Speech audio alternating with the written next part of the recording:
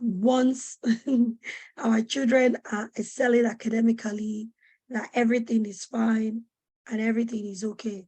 But the truth of the matter is, our children need much more than that. For those of you that don't know me, you might be wondering, who is this person that is speaking to us today? So my name is Abia Sonia. I'm a UK qualified teacher, got 8 years experience before leaving, and an entrepreneur. Right now, I'm counseling in schools and in the community, qualified life integrative life coach with certificates in trauma informed coach, and also a practitioner of NLP, EFT, and with that emotional freedom techniques, and also 15 years parenting experience. So I have been able to have experience with children from different lights as a parent and then as a teacher. And I thought then that, oh, once you're teaching them, you're making a lot of impact, until I became a counselor and I realized, and coaching them as well. And I realized that there are different things that you know about children in different positions that you occupy in their life, especially in educational setting or even in the outside world. I love this quote by Layard. He said, the most powerful childhood predator of adult life satisfaction is the child's emotional health. When I read this quote the first time, I was shocked. I was shocked because a lot of us think that the success of a child is tied to their academic success. But to be honest, it's not. It's tied more to their emotional health, followed by the child's conduct. The least powerful predator is the child intellectual development. This may have implication for educational policy, and I think that's rightfully so. So we send our children to school, we expect them to be good in maths, English, science, in writing, and all of that stuff. And when they are able to read, we believe that, oh, our children are excelling. They are doing absolutely well, okay? And then also some of us pay for extra tuition for maths, English, and even sciences. And those of you that have children in primary school, we often prepare them if you want them to go to a particular school, maybe to a private school or to a grammar school. We'll prepare them even more earlier, maybe from year four, if you're in the UK. And we expect that when our children are complying with their teachers, they are complying with us at home, is a sign of everything is going well. It's a good behavior. But the truth is, your child's mental health is more important than their grades. Scrap that. When I saw this again, I said, no, it's not just their grade. Your child's mental health is more important than anything at all that you can think about. So let's not just focus on the grades of our children. In the course of counseling people, I've seen people that are depressed. I've seen people that have anxiety disorder or different issues in their life. And many of them is not because of, is mostly linked to their childhood. What happened in their childhood, what happened in their adolescent years, the pressure and everything. As parents, we often want to we often want to parent our children from the way we also experience life. We want to parent our children like that. But the truth of the matter is we have to know better to do better. A lot of you, when your child tells you, maybe I got this grade, you often ask them, what about the person that came first? Have they got 2 words? I'm sure your parents must have said that to you as well. Even when I was in school, my parents did that to me. You have to go for extra lessons and everything. After school, you don't come home straight, you go straight to extra lessons. That is what most of us often do. But the truth of the matter is life is much more than that, because our children are faced with the things that we did not necessarily face as parents. Our children are going through so much. We think after providing all the basic needs for our children, everything is perfectly okay. Even when your child, you ensure that they have good behavior. There are certain things that our children are exposed to. In schools, there are certain things they are exposed to. Digitally, there are certain things they are exposed to that we may not necessarily be aware of. School today is not the way we used to know it. So recently we have heard about the sexual indoctrination where they are talking about the PSHE is changing to the relationship side. Having spoken to your children about LGBTQA and all of that stuff, we should be the first people that our children should hear those things from. Because then when they hear, because the truth of the matter is, if you, by the time you came to the UK, or maybe you arrived somewhere and you saw a British man come up to you and he was very rude to you, what's going to happen? That may be your first experience of a white man. What you're going to just assume is that, oh, most white men, they can be a bit abrupt or maybe a bit rude. So that is your first experience.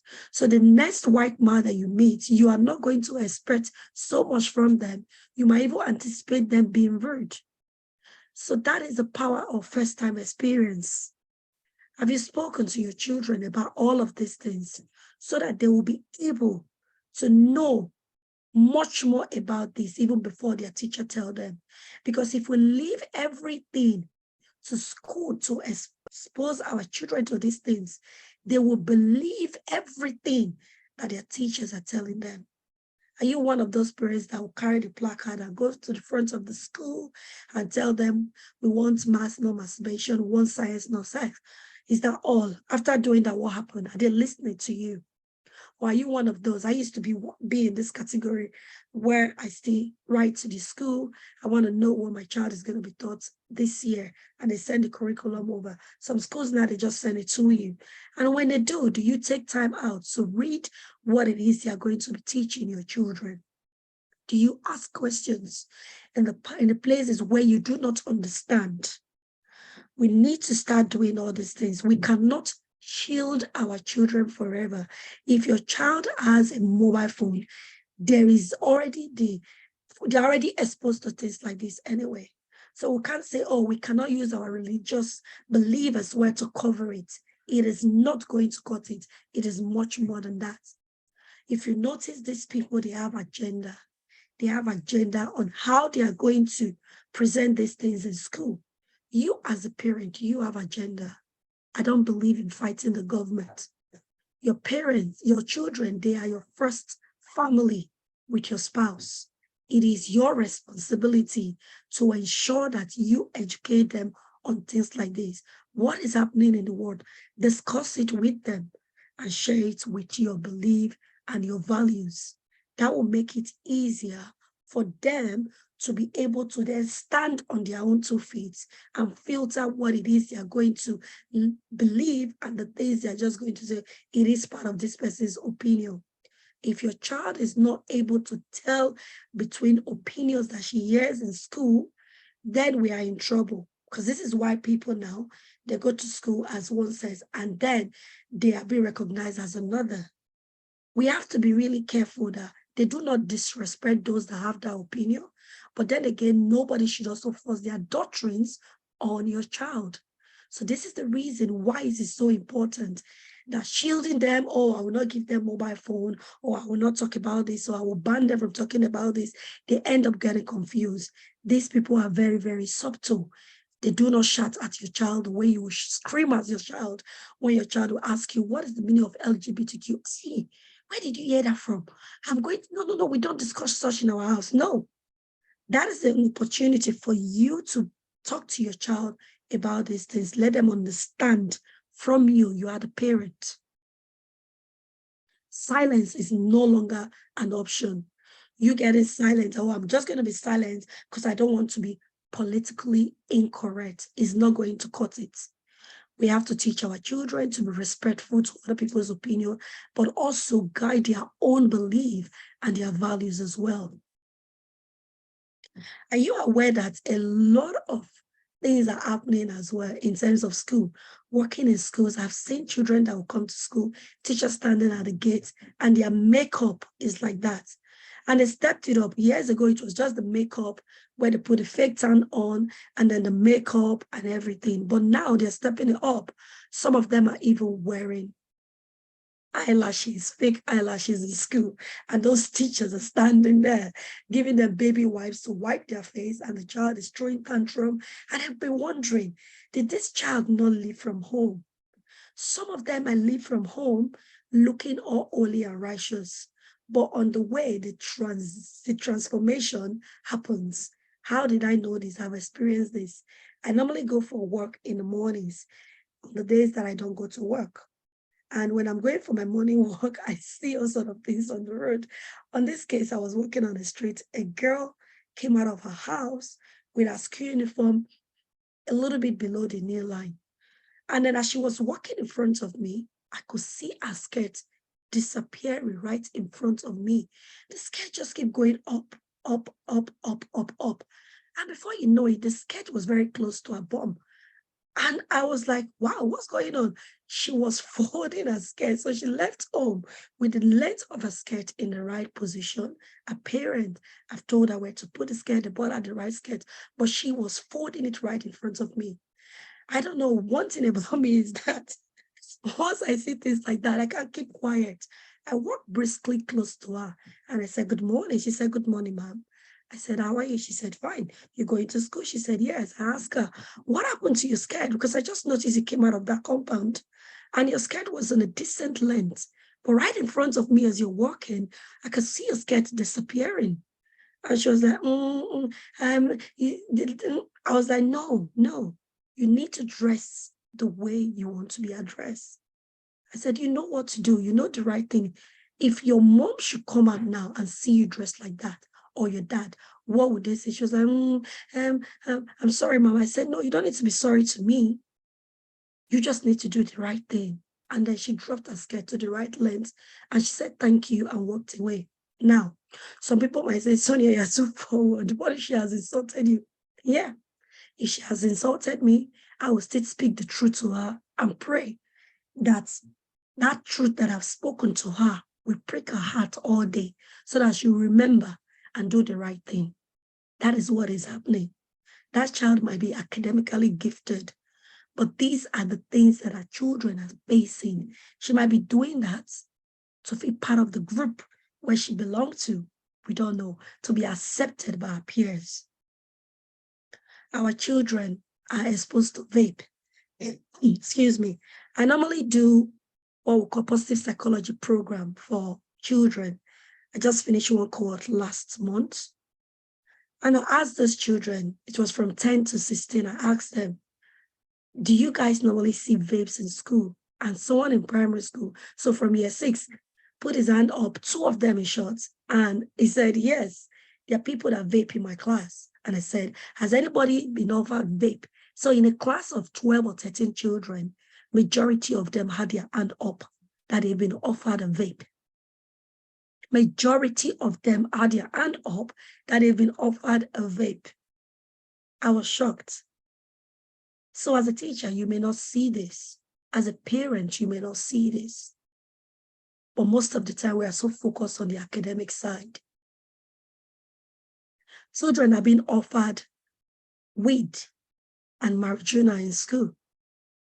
I taught in emotional behavioral disorder school for 3 years, and a child was hallucinating because he was addicted to drugs. And when he could not afford buying weed or was it marijuana, and he was having withdrawal symptoms in school, he was hallucinating, seeing different things, chasing him around, running around the corridor in full speed because he felt like he said he saw things chasing him. We could not see it, but he could. He was hallucinating.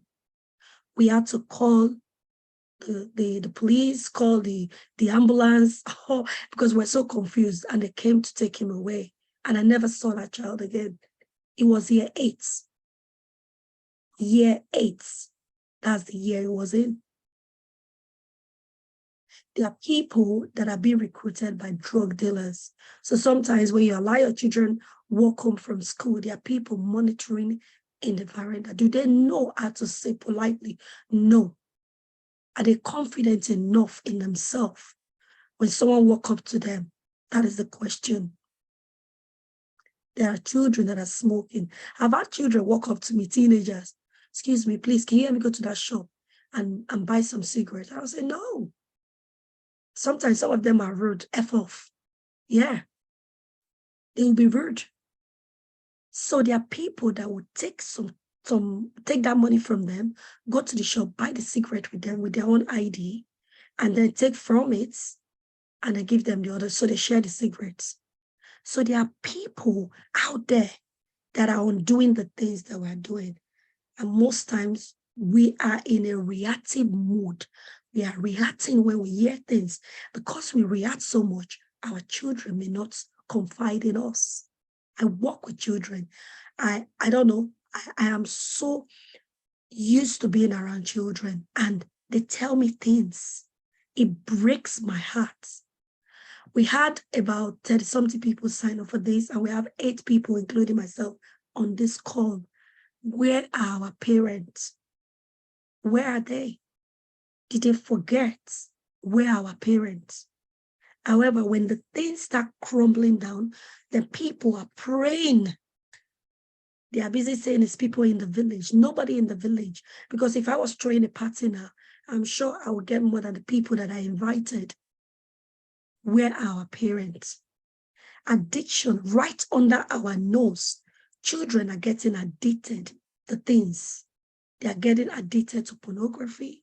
They are getting addicted to their phones. They are getting addicted to their screen. They are wasting their time on things they are not supposed to be having any business with. Sometimes I feel like, God, I need a bigger speaker to be able to tell people what I'm saying, what people are saying, working with children. Children are being exposed to so much more they can handle. This is the reason why we need to equip our child with emotional intelligence, with our values, with our beliefs, not by shouting it into them, but by making it a way of life that they will love. Do you know that e-cigarette is very popular in schools now? And it's even fashionable because they have flavors. They have the strawberry, they have the vanilla, they have different flavors, if it's a cake or if it's a lolly. A mother of a young 12 and 13 years old said the child was being pressured in education to smoke or vape. Teenagers can even buy it online, social media. They can get it from social media site, TikTok. Once a child is exposed to nicotine, their memory, their learning is affected, their mood is affected, their attention span is disturbed, is reduced. So no matter how good our children are, we also have to equip them on how to deal with this kind of children that I'm describing in this presentation. That is the part I'm coming from. We have to be equipped. We have to equip our children. And as parents, we have to be informed about this. It's not enough going to getting everything that our children need for them and then going to PTA, get the reports, and your children is doing well in school. You think everything is hunky-dory, but it's not. This is the reason why teenagers opt to join these things. It makes me look cool, they say. Oh, miss, my friends are doing it, so I don't want to be left out. I don't want to be out of the group. I want to be part of them. Someone said it makes me feel relaxed because they're probably anxious. I always tell people, when your child is in, pay attention. When your child is in year 7, they're still innocent, most of them. Year 8 and year 9 is a critical year. And that is, for those of you that are not in the UK, year 8 and year 9, I'm talking about when they become 13, 14, is a critical year because that is the time they begin to choose their GCSE, their big exam that is coming up, depends on what you call it in your country. The pressure is on them. A child said, it makes me feel relaxed. You may be wondering, what is making you feel unrelaxed in the first place? I'll be sharing with you things that may be making our child feel unrelaxed. But academic pressure is one of them. Are you aware that children have been expelled for selling weed in school? It might not make the news. They are not celebrities. Are you aware that children are being caught selling weed in school, selling marijuana? Are you aware that unaddressed low-level disruption, that child that is always getting C4, C1, whatever sanctions they give in the school that your child attends, if that child is always having that, and then it leads to detention, and then it leads to suspension, and then it leads to exclusion, that that child is heading towards permanent exclusion. Are you aware of that? Or some people might just think, oh, it's just low-level disruption. That's all. Is these other things underlying why that child is having continuous low-level disruption? Because it's not fair on other children that are ready to learn. Or is that child doing it to just be part of the group because other people in the group are doing it? There is another one they call adultification. When a child, most of us, by the time our children are 10 years old, they are often taller than us, or maybe 11 or 12. So adultification is when children generally are treated as matured adults. So for example, there's a case going on in the police in 2020, a child, what they call child Q, was the teachers suspected her of selling drugs in school, and they called the police. Normally, as a child, they are supposed to call the child group. They're supposed to call the parent or someone, an adult that is looking after her, but they didn't. That is adultification. They treated her as an adult. The police searched her, searched everywhere, and apparently she was on a period, and yet they did not find any drugs, and nothing happened to the police people that did it. That is adultification, where our children, especially colored children, the BAME community, they are being treated as adults just because of their size. Now, let me come home. Even as adults, even as parents, we do it. Once your child is bigger than you, you'll find yourself expecting that child to know better, to do better. But parents, they are still children. They are just in a big body. You see an adult telling, a parent telling a child, you should have known. You should know how to do this by now. No matter how big a child is, once a child moves to a new class, the teacher will still plan the lessons and deliver. And many parents often plan the things that you want to teach your children. We just expect them to know sometimes, or sometimes we get fed up of repetitions. That is adultification. Just because they are big in size, you expect them to be big in sense, but it doesn't go like that. A lot of us are guilty of adultification of our children. The government, the school system, the police system, they are guilty of adultification of our children. So the size of your child doesn't mean that child is going to be as sensible as the height. For the fact that your child is a 6-footer, 5'9", 5'8", taller than you, doesn't mean it's going to be more or as wise as you are. They still need to be told things. They still need routine. They still need to be reminded of their values. They still need support. So when we start expecting them to know, what are we doing? We often tell our children, follow the rules, follow your school rules, follow your school rules, follow the school rules. But not a lot of us read our children's behavior policies in school. If I should tell you now that if your child is excluded, what does the school, your child's school law says about it? How many people here on this call now will be able to tell me, oh, this is what will happen if that persists, that's what's going to happen? How many of us know what to do? How many of us know that that is an alarm bell and something needs to be done? Now, I'm going to address the adverse childhood experience. So this is the stressful experience that children or adolescents go through in their environment that expose them to loads of stress. There is a big study on this ACE right now. It's been ongoing for a while now, for years. But right now, there is a big focus on it because of the things, the impact it has on adults, children, and even teenagers. Right, these are the 10 things that lead to it, abuse. So we're talking about physical abuse, where you are hitting your child at the slightest provocation. People will ask you, when is it right to hit your child? There is no time. Have I been guilty of it? Yeah, when I didn't know better. Smacking, I know in England is allowed. They say, oh, you can smack when you just like stop, especially when the child is in danger. the force has to be appropriate. But the truth is, we have to condition our mind that they are not animals.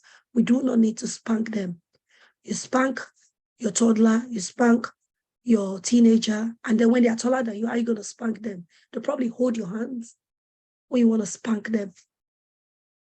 And then you don't have that relationship enough to be able to then speak in their life and have positive influence. Because your only tool, if it's smacking, by the time they are taller than you, bigger than you cannot smack them. So what are you going to use? You have indoctrinated that child into command and control. So when your remote or beating is over, the battery is expired, what are you going to do? So children that are exposed to constant spanking, sexual abuse, so when you drop your child in different places because you are working, please, I urge everybody, use registered childminders, use people, liaise, create a support system that have the same value as you to prevent this sexual abuse. Because you don't know he's a sexual pervert. Just because the person is the same church as you or you work together doesn't mean they are not a pervert. Nobody write perverts on their head. So when your child is getting to a certain age, do you just leave them anywhere or do you mind where you leave them? At all times, we should mind where we leave our children because abuse, a child can be abused anywhere. Even some house help can even abuse children. So we have to be careful. Verbal abuse, where a child is talking, say, just look at you, your big head. Just get out, you are useless. Some people, they are very, very sharp with their words. Those are part of the adverse child abuse. You might say, my parents said these things to me, I'm okay. Are you really okay? There are lots of adults that are people pleasers today. And if you trace it back, you will realize that it's because you didn't have enough people to validate you when you were growing up. Are you really, really okay? Did you like it when people were shouting at you?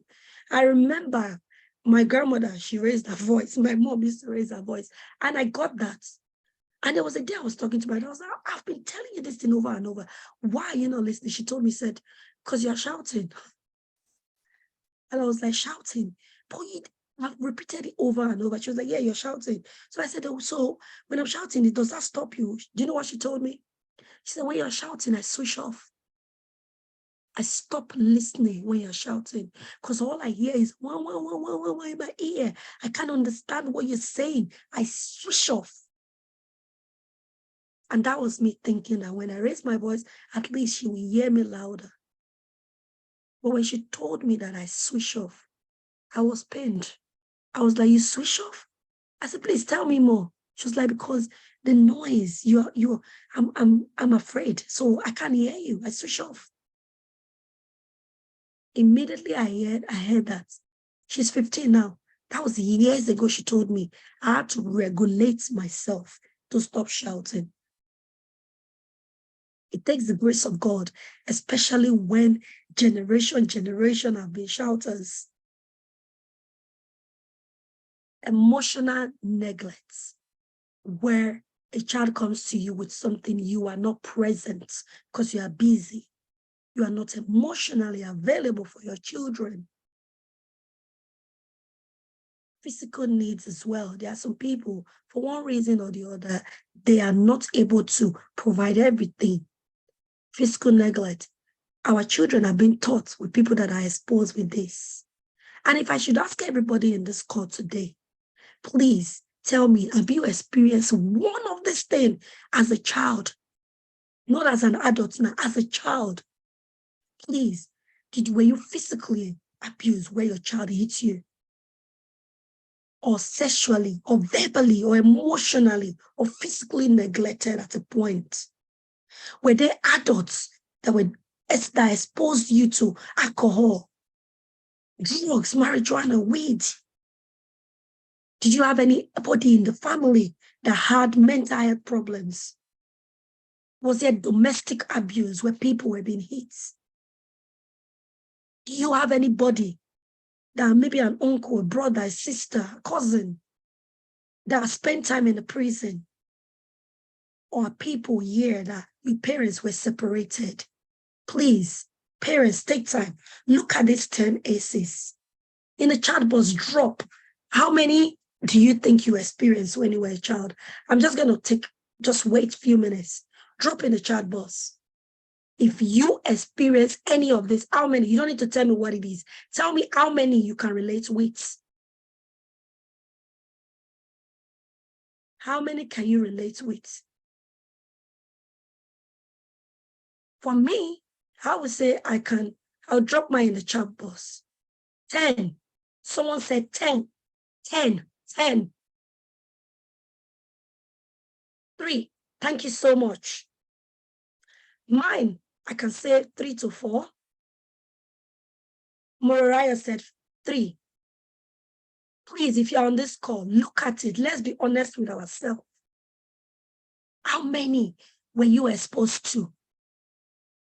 These are what our children are faced against. Children that are exposed to 10. Oh, bereavement is not even there. Bereavement. If I should add that to it, that will give me exactly 4. Bereavement.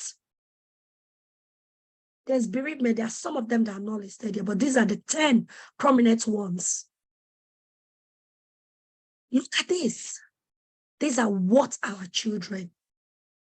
We parent from the child that we were. That is the honest truth. We parent from the child that we are. The childhood that we have, we parent from there. No matter how hard they try, like, no, I don't want to be like my parents. One way or the other, there'll be one thing that will come out and you're like, my mom used to do that. I need to stop it. I need to work on it. So you see, our children need more than that. You might be asking, there are long-lasting effects. It affects the child development. It affects their education, where they have low engagement in class. So imagine a child whose duty in that class is just to disturb.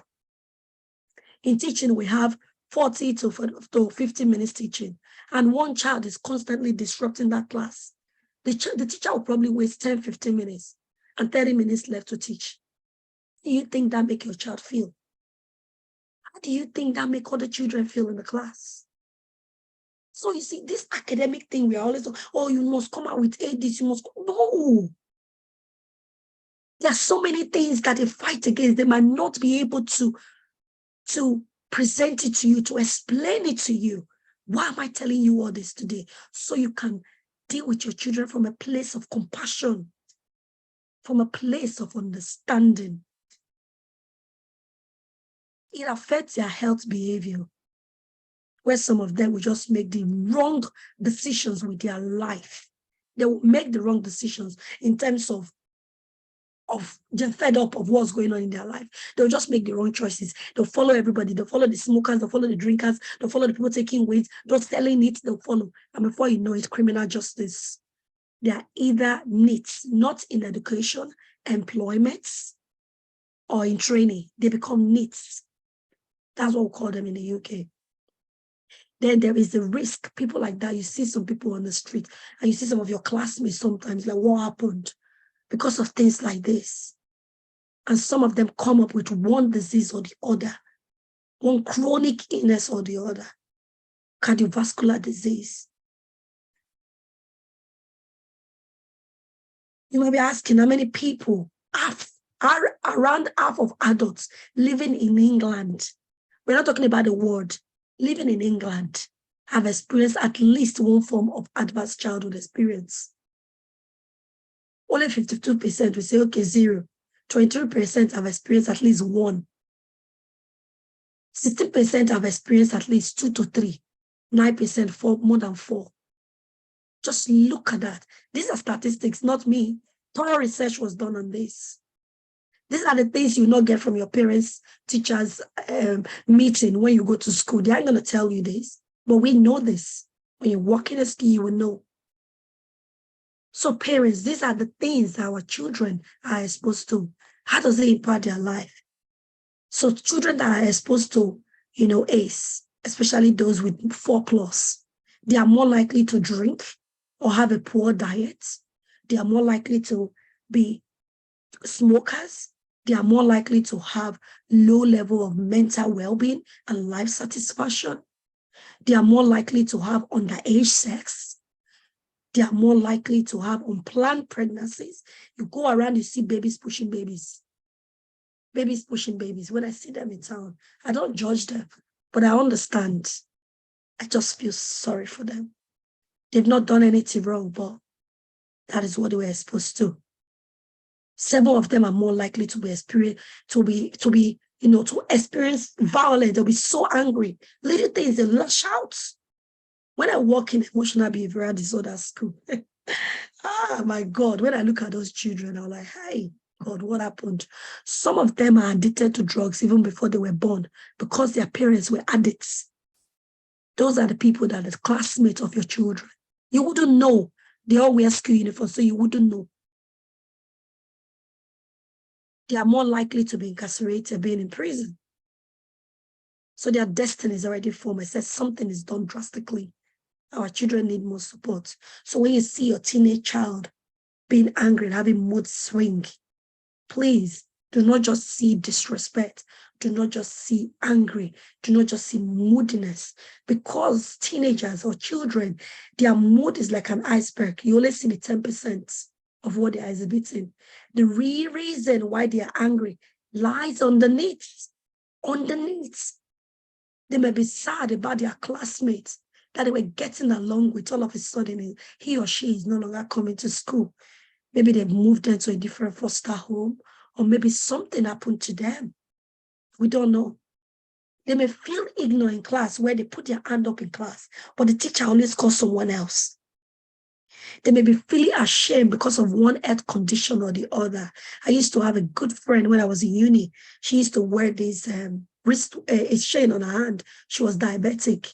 We used to look after her as a friend because when we are not in uni, she could pass out.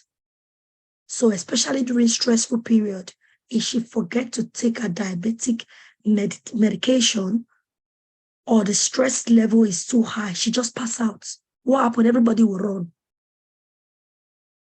So that person might feel ashamed and you think they are just angry. She might be ashamed of that illness. Lonely. There are some children, especially some of us, if you know you just relocated, some children might be feeling lonely because nobody wants to talk to them. They have a different accent. Their hair texture is different. They don't know how to make friends. In the positive psychology program that I do with children, I show them how to make friends. You might be thinking, Sonia, how to make friends? Yes. I've been on different events with children where I speak to them and I ask them, what do you find more difficult to do? Do you know making friends is one of them? Our children, some of them struggle to make friends. A sense of belonging is part of the Maslow hierarchy of need. They might be feeling stressed with loads of commitments in school, especially the very academic one or the ones that are not too academic. The homework might be too much or they don't understand the particular homework. They might be scared, maybe they are bullied in school. They might be hurting, maybe they have period pain. They might be worried that exam is coming soon, but they are not very much ready for it. And then we just look at it and say, this child is very disrespectful. But the child is not very disrespectful. The child just needs support. Please, there is more than life than academic things. Let's remember this as parents. Let's spread the word. You may be asking, Sonia, you've been talking since, what can parents do? I will tell you what parents can do. Parents need to be aware. They need to parent from a place of confidence and not of fear. I'm not telling you all these things to make you fearful. I'm telling you to realize that I've worked with children in different capacity. Our children needs us. Our children need us, not just to focus on the academic alone, but to raise awesome children. And those people that have experienced ACE, what can you do? Try and build their resilience through hope, sense of control over their life by being there. Whatever it is that they are going through, you be there for them. Especially as we've been through one of those things. Make sure you are stable, raise them up in a stable environment. And you're telling your child not to be angry, but you do get angry at times and you hit them. So we need to model how to self-regulate. We need to ensure that our children are surrounded with trusted adults. We need to ensure we build good social network. We need to remember our roots, our culture, our traditions that are rooted in great values. The ones that are not good, please abolish it. We need to ensure that the community services around, we expose them to it, expose our child to volunteering. Let them volunteer. My children, they're 15 years old, has been volunteering for 2 years now. She volunteered in a gymnastic place. She attends and she volunteers. Let them know how to be responsible. Let them volunteer. Let them support in a safe environment. So positive things like that will help them understand that even though you've been exposed to adverse childhood, you can be the light in that tunnel and you can still turn things around. And also, I urge all parents on this line today, and please tell other people, please, if you have maybe a community or a group you belong to and you want me to come and speak there, or maybe a church or organization, please feel free to reach out, because especially Black minority parents, we do not read our school handbook. Sometimes when I talk to people like my child was excluded permanently or my child was suspended, I'm like, okay, what does the school policy say? They don't know. Your child's school policy should be your best friend. This is holiday period, please. Go on their website, read, digest it. Because certain behavior comes with certain decisions and consequences. So when you can see it, they said a stone that you see coming from up, it will not hit your head because you can see it and you know how to move your head. So when you know certain behavior is happening, you know what to do. You know what to do, how to nip it in the bud. So please familiarize yourself with your children's school policy. It's not enough to provide the psychological needs of water, of we'll provide the everything for our children in terms of, oh, let's provide them food, water, hair, clothing, and all those stuff. It's not enough. Safety, let our children be safe, let them feel safe. A sense of belonging. We need to show our children how to, make friends, how to be a good friend. You don't have to people please to have friends. You can have good friends that people pleasing, that will respect you with boundaries. Self-esteem, let's teach our children how to have great self-esteem. How do we do that? Put them in courses. Sometimes we go out, we spend loads of money. But when it comes to exposing our children to certain things that we equip them, we can put them in math lesson, English, science. But when it comes to all these things that will help them in terms of their mental health and emotional well-being, we find ourselves retreating. Like, they just want to eat my money, but your child needs that. Expose them to things for self-actualization, maybe extracurricular activities within reason. They don't have to be overwhelmed with it. Because they need to understand that they have gold inside them. We are all created with everything that we need, but sometimes we do not even know that we hold in so much abundance inside of us because we're not exposed to it. I'm about to round up now. We need to ensure that our children have the right relationship around them. Not social media friend. You have 1,000 followers on your birthday. Not even up to 50, we say happy birthday. They don't even know you. Not even up to 50. You need that physical relationship with the people that you know. I always tell children, don't make friends with people that you don't know physically. Don't make friends with them online because that is not the real relationship. You don't know these people. Someone else might be behind that computer. You don't know. The fact that you have my picture, that doesn't mean it's my picture. Doesn't mean it's a child like you. Teach our children the skills of refusal, communicating. If you are doing a course, you don't like it, let them know. If you are doing a subject you don't understand, are your children confident enough, or is when they start failing, they will know?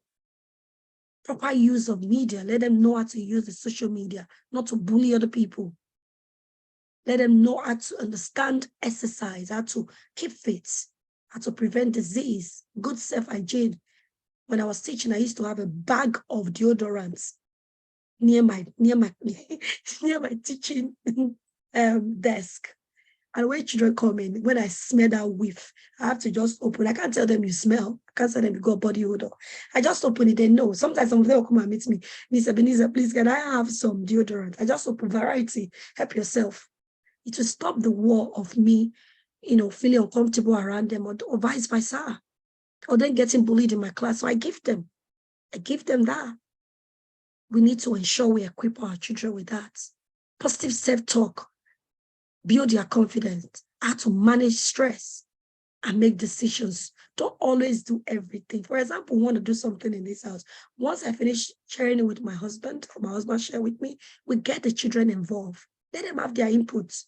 It's not as if their decision will not make all the difference, but let them know that their input matters. It helps them with decision making. We need more than academic achievements. Exciting news. So, thank you so much for listening. I've got a course coming up for positive intentional diaspora parenting course, because I believe that as parents, parenting in diaspora, whether you're in the UK, you are in America, wherever you are calling from, remember we are parenting in a different place, and there is different cultural differences. There are different types of things. So we need to be in the right place with the right people that will have similar values with us to be able to.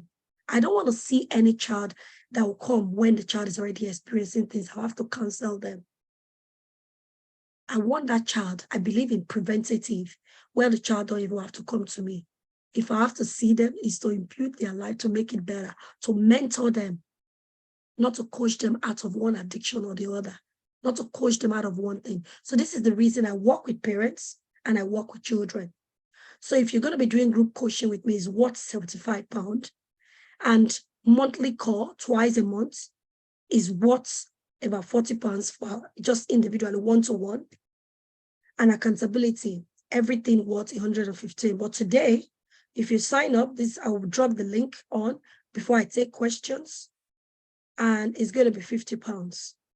And then I have another course for children to teach them addiction awareness. That's £22.50 per child. It's starting in August. And then I have another one, the positive psychology, the cohort 2. I have it as well. So that is the end of my presentation. I'm going to be dropping all of this link. If you have any questions, please do where to just ask your questions or unmute while I drop the link in the chat box. Thank you so much for signing up and showing up. It's not easy to turn up on a Sunday and be at a place. I do understand that it's a busy day during the weekend. So thank you so much for listening. Any questions? Feel free to unmute if you have questions.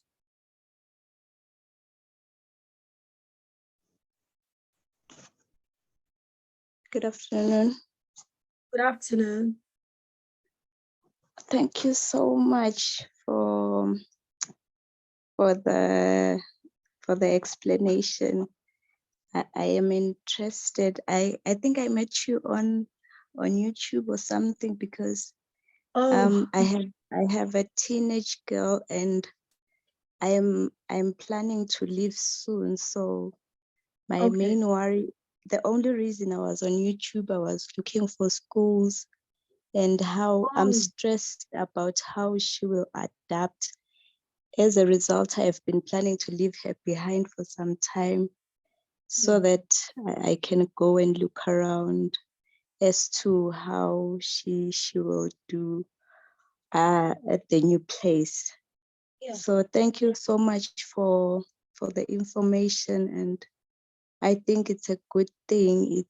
It's very educative for us parents, especially the ones that will be moving and looking for something like this to have our children safe and adapting well at the new place. So it's very important what you're teaching us and the kids. Thank you so much. Thank you so much. Thank you, Nakwanda. Thank you so much. If you need any support, just, can sign up for the program, or you can, I don't know if you've got my email, you can send messages. And whilst you're on this call, if you have any area that you feel like, okay, fine, I really don't understand this. Can you do a video on this? Or can you talk more about this? Please do well to just drop it in the chat box. And this is how we get this information. Because sometimes when I see children, their parents do not know they are going through this. Because when you're counseling, is confidential. You can't really go and tell their parents. And you have to find a way to support them in school. So this is my own way of, I don't need to call the name of the child. I don't need to go and meet the parent. If one child is going through an issue, it means other children may be exposed to it. They may be exposed to it. That is the reason why I think more parents, especially the Black parents, we don't even know. Your children will just be giving you good results, good results, good results, good results. But you don't know what it is that they are going through emotionally and mentally that will affect them later. So we have to see more than academic achievement to raise awesome children.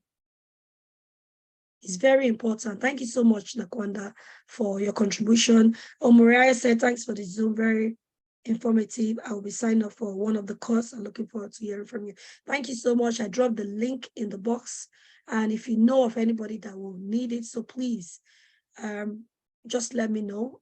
Is there any other question? I've got more people on the call. I've got 2 people who have responded. If you have any questions, please, let's not be a stranger. Ask your question. If there's any sign you've noticed, or I don't know, just ask your question. This is the time so we can run up. It's a weekend. I don't want to take much of your time more than I need to. Thank you so much once